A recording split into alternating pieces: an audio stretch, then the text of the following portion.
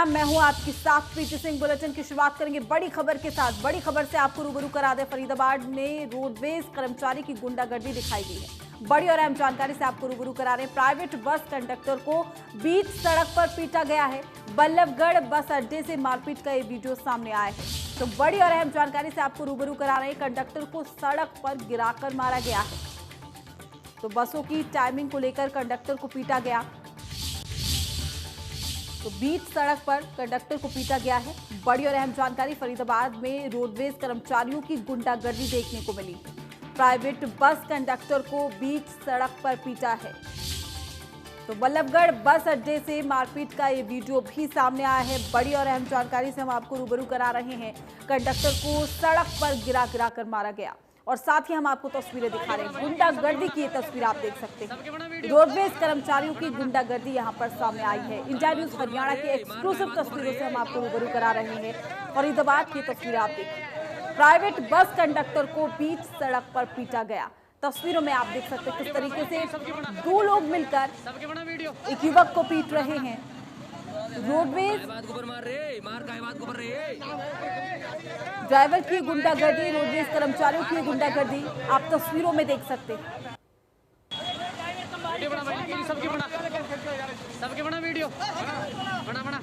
मैं तमाम जानकारी के साथ हमारे संवाददाता सुधीर शर्मा हमारे साथ जुड़ चुके हैं। सुधीर, क्या कुछ जानकारी, पूरा मामला क्या है? जी देखिए, ये मामला टाइमिंग को लेकर है।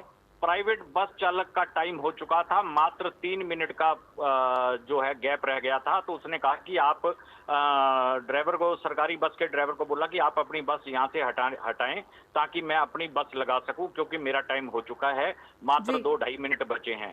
तो वो इंतजार कर रहा था, लेकिन इस पर वो बर्दाश्त से बाहर उनका गुस्सा हो गया और उन्होंने कहा कि तेरी औकात क्या है, ये हम सरकारी बस के जो है परिचालक हैं, हमारा जो है पहला हक हमारा है और अभी टाइम 3 मिनट 2 मिनट पड़ा है, तुमने आकर हमें कैसे कह दिया कि बस को हटाओ, मेरा टाइम आ गया है, मेरी बस लगाने का समय हो गया है। इस पर झगड़ा हो गया और परिचालक और रोडवेज के कर्मचारी इकट्ठा हो गए। उन्होंने उसको ड्राइवर को, प्राइवेट बस के ड्राइवर को खींच लिया और जमकर धुनाई की और कुछ जो सवारियां थी बस में, उन्होंने रोका भी, क्यों मार रहे हो, क्यों मार रहे हो, लेकिन किसी ने एक नहीं सुनी और उसकी जमकर धुनाई कर दी और उसे खींच कर ले गए। तो ये जो दृश्य हैं, ये यात्रियों ने जो है अपने मोबाइल में कैद किए हैं। ये मैं आपको बता दूं, ये कोई पहला मामला नहीं है। इससे पहले भी प्राइवेट बस चालक जो है यहाँ रोडवेज कर्मचारियों द्वारा पीटे जा चुके हैं। हर बार चौकी में मामला जाता है, लेकिन मामला फिर दबा दिया जाता है। लेकिन तो सुधीर, अब ये वीडियो भी निकलकर सामने आ गया है और तस्वीरों में भी सीधे तौर पर देखा जा रहा है कि किस तरीके से रोडवेज कर्मचारी की गुंडागर्दी दिखाई दे रही है। फिलहाल पुलिस ने क्या कुछ कार्रवाई की इस पूरे मामले पर? जी देखिए, अब अभी तक जो है कोई कार्रवाई सामने नहीं आई है। जब से ये मारपीट हुई है उसके बाद अभी कोई कार्रवाई सामने नहीं आई है। अभी तक जो है प्राइवेट बस चालक और इनके जो ऑर्गेनाइजर हैं वो पहुंचे हुए हैं और आपस में बातचीत चल रही है। और क्योंकि इससे पहले भी ऐसी वीडियो सामने आई थी कोई 6 महीने पहले, उस वक्त भी एक जो है मारपीट जो है रोडवेज कर्मचारियों द्वारा की गई थी। उस वक्त भी काफी हंगामा हुआ था और ये लगातार रोडवेज कर्मचारियों की गुंडागर्दी इसे कहें, क्योंकि बैठकर समझाया भी जा सकता था और जो अड्डा इंचार्ज होते हैं वो आकर बीच में हस्तक्षेप करते और प्राइवेट बस चालक और सरकारी बस चालक को समझाते, लेकिन ऐसा कुछ भी नहीं हुआ। यहाँ पर डंडे का राज चल रहा है सरकारी कर्मचारियों में और जो भी आता है डंडा ही बजाया जाता है। जिस तरीके से इस प्राइवेट बस चालक, शुक्रिया आपका तमाम जानकारी देने के लिए। तो साफ तौर पर गुंडागर्दी दिखाई दे रही है। वहीं रुक करेंगे फतेहाबाद से बड़ी खबर की ओर। शहर थाना प्रभारी को जान से मारने की धमकी दी गई है। बड़ी और अहम जानकारी आप तक पहुंचा दें। पुलिस ने 2 युवकों को गिरफ्तार भी किया है। राकेश और रविंद्र नाम के 2 युवक गिरफ्तार कर लिए हैं। नशे में धुत थे राकेश और रविंद्र, तो दोनों को पुलिस ने कोर्ट में पेश भी किया। बड़ी और अहम जानकारी आप तक पहुंचा रहे हैं। जान से मारने की धमकी दी गई, हालांकि दोनों ही युवक नशे की हालत में थे। वही तमाम जानकारी के साथ हमारे संवाददाता जितेंद्र मोगा हमारे साथ जुड़ चुके हैं। जितेंद्र, क्या कुछ जानकारी, पूरा मामला क्या है? जी, गश्त के दौरान जो धमकी है वो दी गई है। फतेहाबाद के शहर थाना प्रभारी सुरेंद्र कबोज को जान से मारने की धमकी दी गई, गाली गलौज भी उनके साथ किया गया और इसके बाद अब पुलिस ने मामला दर्ज कर लिया है, इन्हें गिरफ्तार भी कर लिया गया है। नशे की हालत में ये दोनों युवक बताए जा रहे थे और फतेहाबाद के शहर के ही ये दोनों युवक जो बताए गए हैं और कोर्ट में इन्हें पेश किया गया है। जी जितेंद्र, वजह क्या कुछ रही धमकी देने के पीछे? इसमें देर रात ये दोनों युवक घूम रहे थे, जब पुलिस द्वारा इन्हें रुकवाया गया तो उसके बाद उन्होंने उससे बदसलूकी की और उसके बाद ही ये जो सारा मामला सामने आया है और जान से मारने की धमकी एसएचओ को दी गई है। बिल्कुल, शुक्रिया आपका तमाम जानकारी देने के लिए। वहीं करनाल में आज फिर 2 मरीजों की मौत हो गई है। आपको बता दें कि सिंगड़ा गांव की महिला की कोरोना से मौत हुई है। बड़ी और अहम जानकारी आप तक पहुंचा रहे हैं। कोरोना से जुड़ी प्रेमनगर की व्यक्ति की भी कोरोना से मौत हुई है। आज कोरोना की 34 नए मरीजों की पुष्टि हो गई है। करनाल में बढ़ता जा रहा है कोरोना का कहर, तेजी से आंकड़ों में इजाफा हो रहा है। प्रेमनगर के व्यक्ति की भी कोरोना से मौत हो गई है और लगातार आंकड़ों में तेजी से इजाफा। आज कोरोना की 34 नए मरीजों की पुष्टि हुई है। तो करनाल में भी बढ़ता जा रहा है कोरोना का कहर, तेजी से महामारी अपने पैर पसार रही है। कोरोना से जुड़ी बड़ी और अहम जानकारी आप तक पहुंचा रहे हैं। करनाल में आज फिर 2 मरीजों की मौत हुई है। आंकड़ा 34 हो गया है। सिंगड़ा गांव की महिला की कोरोना से मौत। वही तमाम जानकारी के साथ हमारे संवाददाता केसी आर्या हमारे साथ जुड़ चुके हैं। केसी आर्या, क्या कुछ जानकारी, ताजा अपडेट क्या है? लगातार करनाल में भी कोरोना का कहर दिखाई दे रहा है। हाँ बिल्कुल प्रीति, मैं आपको बता दूं आज करनाल में जो है कोरोना का कहर देखने को मिला और 2 लोगों की मौत होगी। एक सिंगड़ा की जो है एक बुजुर्ग महिला थी जिसकी कोरोना से मौत होगी और वहीं एक प्रेमनगर के उत्तम सिंह रैन हैं 55 साल के, उनकी भी कोरोना से मौत हो गई है। फिलहाल सीएमओ योगेश शर्मा द्वारा जानकारी दी गई कि आज 34 पॉजिटिव केस भी सामने आए हैं। फिलहाल दोनों जो मौत हुई है उनको लेकर नगर निगम के कर्मचारियों द्वारा उनका जो संस्कार है तो जो उनके द्वारा कर दिया गया है। फिलहाल करनाल में अब ये 43 मौत हो चुकी है। बिल्कुल, शुक्रिया आपका तमाम जानकारी देने के लिए।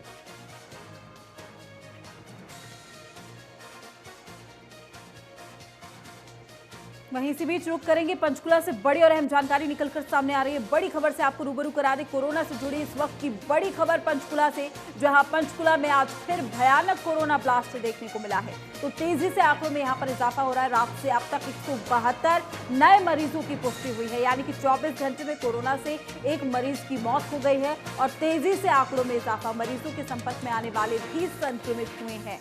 तो संपर्क में आए लोगों की लिस्ट तैयार कर विभाग को सौंपी गई है। बड़ी और अहम जानकारी आप तक पहुंचा रहे हैं। कोरोना से जुड़ी पंचकुला में आज फिर से भयानक कोरोना ब्लास्ट हुआ है। आपको बता दें कि रात से अब तक 172 नए मरीजों की पुष्टि हुई है।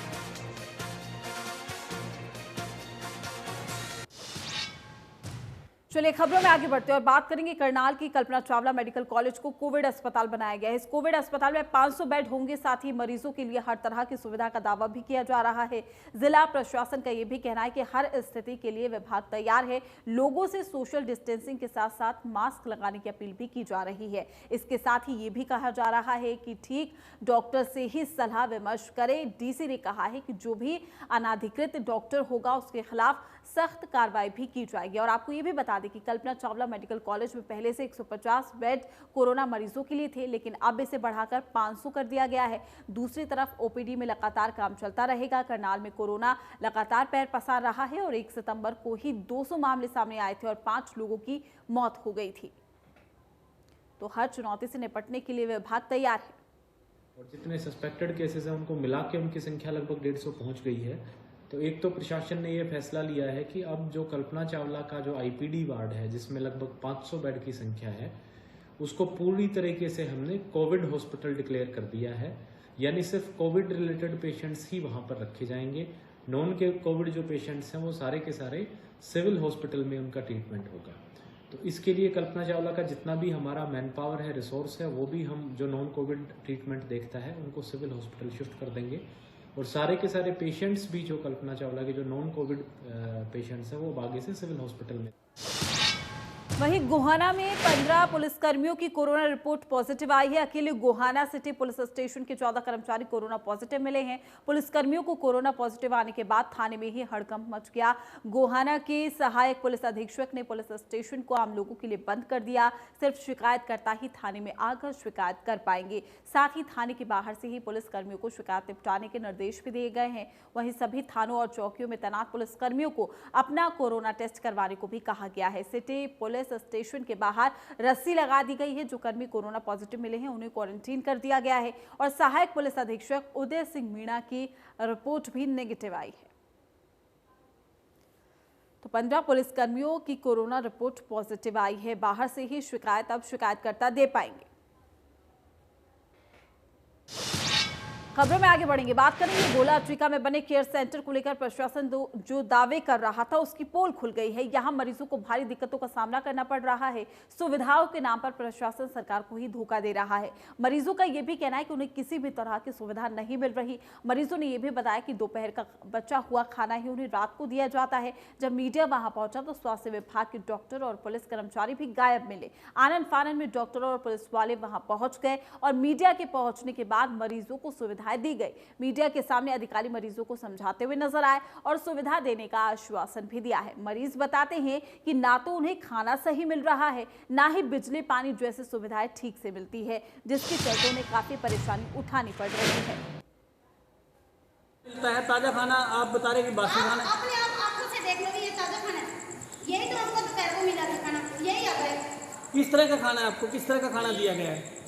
रोटियों को तो देखने को भी दिल नहीं करता, आंखें भी नीचे सी होती हैं।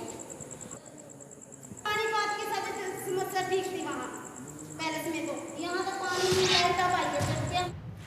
चलिए अब बात करेंगे हरियाणा में कुछ दिन पहले एक बड़ा घोटाला हुआ था जिसमें कागजों में ही कंपनी बनाकर जीएसटी रिटर्न के नाम पर गबन किया गया था। ये घोटाला 1100 करोड़ रुपए का था और प्रदेश के लगभग हर जिले में नकली कंपनी बनाई गई थी। अब इस गबन के बारे में आबकारी और कराधान विभाग ने विस्तार से जानकारी दी है। तो आपको बता दें कि एक्साइज एंड टैक्सेशन डिपार्टमेंट की टैक्स रिसर्च यूनिट ने राज्य के 138 नए पंजीकृत करदाताओं को उनके संदिग्ध लेन देन के लिए जीएसटी के तहत मार्क किया है। यानी कि इन करदाताओं की पहचान टैक्स रिसर्च यूनिट की डेटा विश्लेषणात्मक क्षमताओं द्वारा की गई थी और साथ ही इन संदिग्ध करदाताओं को विभाग के क्षेत्र कार्यालयों द्वारा भौतिक सत्यापन के अधीन किया गया था, जिसमें यह भी बताया गया है कि 138 मामलों में से 69 मामले फर्जी या फिर गैर मौजूद थे और इन संस्थाओं के अभिलेखों के सत्यापन से पता चला है कि करदाता 1182 करोड़ रुपए की क्रेडिट राशि भी पास हुए हैं और साथ ही मामलों को संबंधित जिला कार्यालयों को आगे की आवश्यकता कार्रवाई के लिए भेजा गया है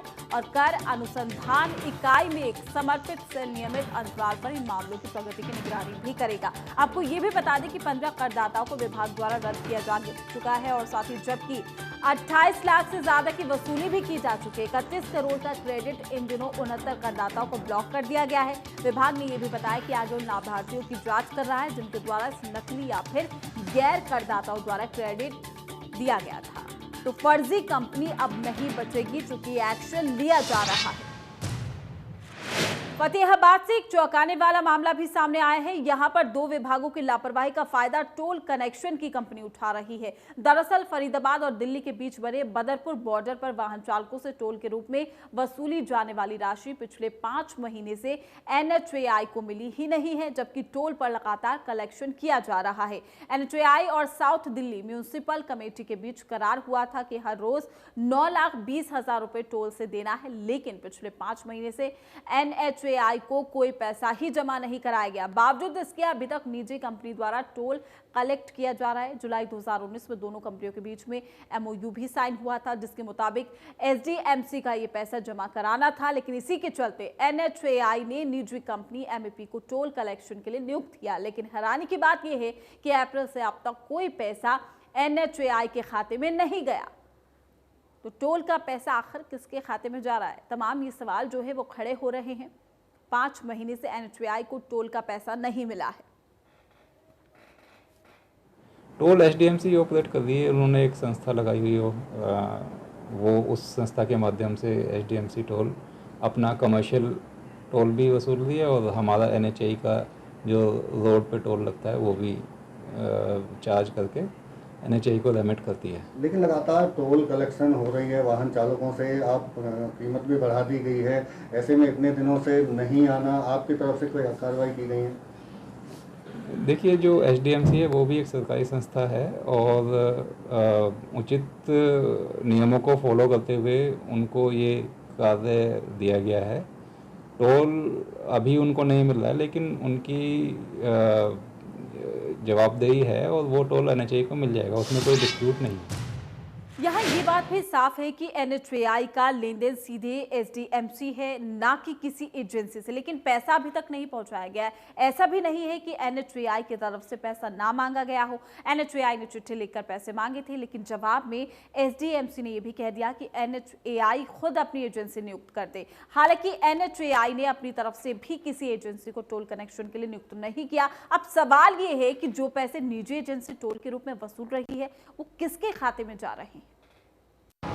टोल प्लाजाओं पर टोल टैक्स बढ़ा दिए गए हैं, लेकिन दिल्ली बदरपुर बॉर्डर के जो टोल प्लाजा है वहाँ कंपनी द्वारा, टोल एजेंसी द्वारा लोगों से, वाहन चालकों से टोल जरूर वसूला जा रहा है, लेकिन ये जो पैसा है वो कंपनी के खाते में ही है लगातार, क्योंकि NHAI की तरफ से एक contract south Delhi municipal corporation को दिया गया था, लेकिन जुलाई 2019 के बाद में ये कंपनी MEP को दे दिया गया और इसके बाद में यहाँ से रोजाना पैसों का कलेक्शन किया जा रहा है। और NHAI और SDMC के बीच में जो कॉन्ट्रैक्ट हुआ था उसके बीच में 9,20,000 पर डे के हिसाब से पैसा देना था, लेकिन MEP कंपनी जो यहाँ एजेंसी नियुक्त की गई है उसकी तरफ से लगातार वाहन चालकों से पैसे वसूले जा रहे हैं, लेकिन वो जमा ना तो SDMC में किए जा रहे हैं और ना ही NHAI को दिए जा रहे हैं। अब तक लगातार पिछले, अगर अप्रैल से बात करें तो अब तक अगस्त तक कोई पैसा जमा नहीं किया गया और अब SDMC की तरफ से भी हाथ खड़े कर दिए गए। NHAI को पत्र लिख दिया गया है कि अब कोई भी एजेंसी वो अपनी तरफ से नियुक्त कर सकते हैं, उनकी तरफ से इस टोल प्लाजा को चलाना नहीं उचित लगता है उनको, और उन्होंने अब हाथ खड़े कर दिए हैं। इसके साथ साथ अब NHAI के लिए बड़ी चुनौती ये है कि पिछले लगातार 5 महीने से कोई भी अगर पैसा नहीं आया है, यानी कि 15 करोड़ रुपए के करीब NHAI का पैसा SDMC पर बकाया है और SDMC का पैसा जो ये टोल कंपनी है जो यहाँ बॉर्डर पर कलेक्ट कर रही है उस पर बकाया है। अब ऐसे में देखना होगा कि NHAI अपने इस 15 करोड़ रुपए की रकम को किस तरह से वसूलती है, और सवाल सबसे बड़ा खड़ा यही होता है कि उसके बावजूद भी अभी भी MEP कंपनी इस टोल से पैसा लगातार वसूलती दिखाई दे रही है। फरीदाबाद से देवेंद्र कौशिक, इंडिया न्यूज। खबरों में आगे बढ़ेंगे, लेकिन उससे पहले नजर डालते हैं अब तक की सुर्खियों पर। प्रस्तुत करता है हेम पुष्पा, इम्यूनिटी बढ़ाए, स्वस्थ बनाए, महिलाओं की नंबर 1 आयुर्वेदिक औषधि व टॉनिक।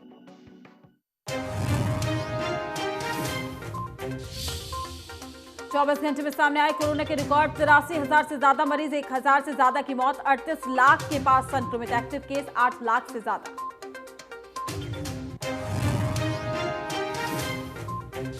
करनाल में कोरोना से फिर गई 2 मरीजों की जान, रेवाड़ी में 61 और सिरसा में 22 नए मरीजों की पुष्टि, कैथल में भी मिले 18 नए केस।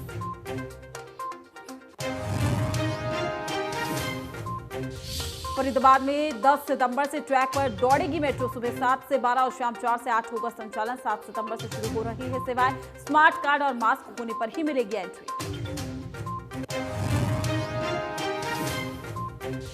जीएसटी रिटर्न्स के नाम पर हुए गबन में कार्रवाई तेज, विभाग की तरफ से दर्ज कराई गई FIR, फर्जी फॉर्म के रजिस्ट्रेशन रद्द, प्रदेश भर में 1100 करोड़ का हुआ है घोटाला।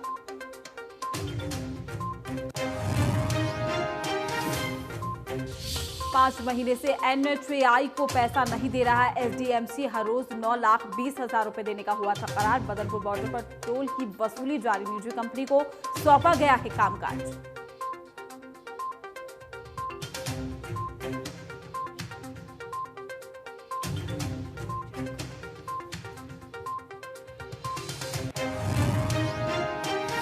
चलिए खबरों में आगे बढ़ते बात करेंगे। हरियाणा में बिजली उपभोक्ता अब डाकघरों में भी बिल जमा करवा सकेंगे। आपको बता दें कि अब डाकघरों में ले जाकर वो बिल को जमा करा सकेंगे और साथ ही बिजली उपभोक्ताओं की सुविधा के लिए सरकार ने फैसला लिया है। इसके अलावा मौजूदा वक्त में हरियाणा के 60% से ज्यादा बिजली उपभोक्ता अपने बिजली बिलों की अदायगी ऑनलाइन भी कर रहे हैं। ग्रामीण क्षेत्रों के बिजली उपभोक्ताओं की सुविधा को ध्यान में रखते हुए डाक विभाग से सरकार ने इस संदर्भ में बातचीत भी की थी, जिसके बाद ये निर्णय हुआ है कि अब बिजली उपभोक्ता डाकघर की शाखा में में भी अपने बिजली बिल जमा करा सकते हैं। हरियाणा में डाकघर की 2964 शाखाएं हैं, जिनमें से 2180 शाखाएं ग्रामीण क्षेत्रों में हैं। डाकघरों के काउंटर्स पर 20,000 रुपए तक के बिजली बिलों का भुगतान किया जा सकेगा। इसके लिए उपभोक्ताओं से कोई अतिरिक्त शुल्क भी नहीं लिया जाएगा और साथ ही जमा की गई राशि उसी समय बिजली निगमों के सर्वर पर अपडेट हो जाएगी। कोरोना के खतरों को भांपते हुए ग्रामीण क्षेत्र के बिजली उपभोक्ताओं को बिजली बिल की अदायगी के लिए दूर न जाना पड़े, इसके लिए अपने गांव और मोहल्ले के डाकघर में आसानी से अपने बिजली बिल की अदायगी कर सकते हैं। सरकार ने बहुत अच्छा ये सोचा इस बारे में। इसमें गांव में रहने वालों को, ग्रामीण क्षेत्रों वालों को बहुत सहूलियत का काम मिलेगा। इसमें वो शहर में आते हैं और एक काम से वो डाकखाने में ही अपना बिजली का बिल भी भुगतान कर सकेंगे, जगह जगह जाने से बच जाएंगे। ये अभी लोगों को कई जगह धक्के नहीं खाने पड़ेंगे। कई लोग तो अपने इंटरनेट से, कई अपना मोबाइल फ़ोनों से जैसे भी कर देते हैं, जिससे सहूलत है। कईयों को कुछ नहीं पता होता तो देखेंगे भी यहाँ रश नहीं होगा, तो इसलिए वो भरने की यहाँ भी कोशिश करेंगे। वो ऑफिस से बचेंगे भाई, यहाँ पे वहाँ लाइनें लगती हैं तो ना लाइनें लगें। एक काम से दो काम होएंगे। जो आएंगे एफडी भी करके जाएंगे और बिजली का बिल भी भरेंगे और यहाँ से स्कीमें भी समझ के जाएंगे। आपको फायदा होगा यहाँ पे? हमें तो फायदा, सारी जिंदगी का यहाँ फायदा है। हम यहाँ से 33 साल से यहाँ काम कर रहे हैं। सरकार वहीं मानव अधिकार आयोग हरियाणा ने एसपी पानीपत को डीएसपी हेडक्वार्टर सतीश वत्स के साथ साथ एएसआई राजवीर थाना सलोनी के खिलाफ जांच के आदेश जारी किए हैं। 2 महीने में जांच रिपोर्ट पेश करने को भी कहा गया है। दरअसल गांव सनोली खुर्द की महिला सरपंच प्रियंका शर्मा और उसके 2 सहयोगी शिव कुमार त्यागी और साथ ही मोहनलाल शर्मा ने साजिश के तहत महेंद्र चावला के खिलाफ झूठे आरोप लगाते हुए झूठी शिकायत और गवाही दी थी। जांच में ये बात साफ हो चुकी है। आयोग ने महेंद्र के सभी सबूतों को देखने के बाद पहली बार में ही एसपी पानीपत को 2 महीने में जांच रिपोर्ट प्रस्तुत करने को कहा है। अगली सुनवाई 1 दिसंबर को होनी है। इन लोगों ने अपने पद का दुरुपयोग करके मेरी दी हुई शिकायत पर गलत रिपोर्ट बनाई है। गांव सनोली खुर्द की जो सरपंच है प्रियंका शर्मा, इसने अपने 2 साथियों के साथ मिलकर मेरे खिलाफ एक झूठी शिकायत दी थी पानीपत पुलिस को। जो उस शिकायत की जांच पानीपत पुलिस ने करी और सरकारी वकील डीडीए साहब से भी उसका ओपिनियन लिया गया था और मुझे क्लीन चिट दी गई थी। क्लीन चिट के बाद मैंने पानीपत पुलिस को इन सब लोगों के खिलाफ 182, 120B ऐसे कार्रवाई करने के लिए जो है प्रार्थना पत्र दिए थे। वहीं कैथल में अंबाला रोड पर दुकानदारों ने जाम लगा दिया और दुकानों की चाबी पुलिस वालों को सौंप दी है। दरअसल पुलिस वाले दुकान के सामने ही खड़े होकर चालान काट रहे थे, जिसको लेकर दुकानदारों ने विरोध भी जाहिर किया। पुलिस ने चालान काटने का अभियान भी चलाया हुआ है। दुकानदारों को यह भी कहना है कि बाइक वालों को जबरदस्ती रोकने की वजह से कई बार हादसा हो जाता है। दुकानदारों के प्रदर्शन को देखते हुए सिविल लाइन थाना पुलिस पहुंच गए और दुकानदारों को समझाया गया। पुलिसकर्मियों को दूर रहकर चालान काटने के लिए भी कहा गया है। जाम नहीं सर पर इसीलिए किया था क्योंकि हमारे पास कोई ग्राहक नहीं आ रहा। अगर आता है तो पुलिस को देख के पहले ही पीछे चला जाता है। कस्टमर अगर हमारे पास आ भी जाता है तो यही कहता है मैं यहाँ कैसे चला जाऊँ भाई, आगे पुलिस वाले खड़े होते हैं सर। तो क्या चाहते हैं आप? तो हम तो यही चाहते हैं सर, इसका कोई रीज़न निकाला जाए कि कस्टमर को इतनी परेशानी ना आए। अगर मिस्त्री टेस्ट ट्राई लेने जा रहा है तो उसको टेस्ट ट्राई लेने के लिए भी मैं बात करेंगे Narwana Kurukshetra railway line hi tech होने जा रही है, जो नरवाना के लिए बहुत बड़ी सौगात है। एडवांस सिग्नल प्रणाली होने के बाद समय की बचत के साथ साथ दुर्घटनाओं पर अंकुश लगेगा। साथ ही पूरा रिमोट कंट्रोल स्टेशन मास्टर के पास होगा। दरअसल कुरुक्षेत्र से नरवाना के बीच में रेलवे की पुरानी सिग्नल प्रणाली को 3 महीने के अंदर एडवांस सिग्नल प्रणाली में बदल दिया जाएगा, जिसके प्रयास भी जारी है। उत्तर रेलवे के DRM SC जैन ने ये जानकारी दी है। DRM कुरुक्षेत्र से रोहतक जाते समय पुरानी सिग्नल प्रणाली का निरीक्षण करने के उपरांत नरवाना रेलवे जंक्शन पर रुके थे। अभी नरवाना से कुरुक्षेत्र में जो हमारी सिग्नलिंग है काफ़ी पुरानी है, उस सिग्नलिंग को हम लोग एडवांस सिग्नलिंग का प्लानिंग कर रहे हैं। अगले 2 से 3 महीने में हमारी जितनी भी सिग्नलिंग का वर्क है, आपका पैवा रोड है, कलायत है और सब जगह पर एडवांस सिग्नलिंग हो जाएगी। तो अगले 2 से 3 महीने के अंदर वहाँ पे सारे काम पूरे हो जाएंगे। खबरों में आगे बढ़ेंगे, बात करेंगे पलवल की मंडियों में कपास की आवक शुरू हो गई है। जिले में अभी तक 536 क्विंटल कपास की खरीद की जा चुकी है। मंडी के सुपरवाइजर ने बताया कि मंडी में नरमा कपास की खरीद अधिकतम मूल्य 4,350 रुपए प्रति क्विंटल और साथ ही न्यूनतम मूल्य 2,700 रुपए प्रति क्विंटल खरीद रखी गई है। और आपको ये भी बता दें कि प्रदेश सरकार ने लॉन्ग स्टेपल कपास का जो समर्थन मूल्य है 5,825 रुपए प्रति क्विंटल निर्धारित किया है और साथ ही मीडियम स्टेपल कपास यानी कि 5,515 रुपए प्रति क्विंटल रखा गया है। मंडी सुपरवाइजर ने किसानों से अपील करते हुए कहा है कि वो कपास को सुखाकर मंडी में लेकर आए ताकि फसल का उचित मूल्य मिल सके।